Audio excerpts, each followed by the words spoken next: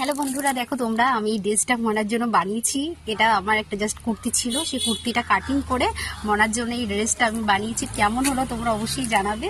তবে আমি তো এগুলো করতে পারি না, তবুও কি করে বুদ্ধি করে আমি এটা বানিয়েছি যে আমার এই কুর্তাটা আমি এমনিই পরি না, তবুও যদি একটু কাজে লাগে, দুদিনও যদি মনা পড়তে পারে তাও আমি মনে মনে অন্তত একটু খুশি হব যে না, দুদিন হলেও আমার সোনামা পড়েছে বা এইটা ড্রেসটা আমার নষ্ট যায়নি।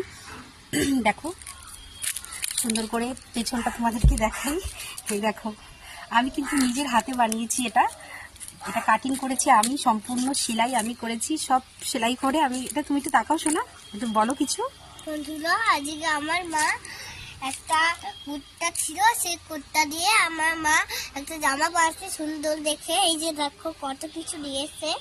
আমার যদি এটা আমার মা করতে অনেক সময় লেগেছে, তাই যে আজকে তো আমার মাসুমি আসবে, তাই যে ভাবলাম এটাই আমি আজকে আমার মা বানাচ্ছে, আজকে এটা আমি পড়ি, তাই এটা পড়ছি। যদি ভালো লাগে আমার এটা দেখতে, তা তোমরা আমাকে জানাও।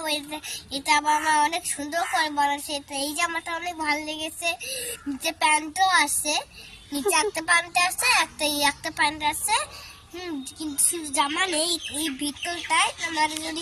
আমার এই জামাটা যদি ভালো লাগে তা একটা পিস, একটা লাইক করে দেবে। আমার লাগবে বন্ধু, আমাকে লাগবো সারা লাগছে। এটা আমার লাগছে। চলে আসো, ভাত খাবে। গাড়ি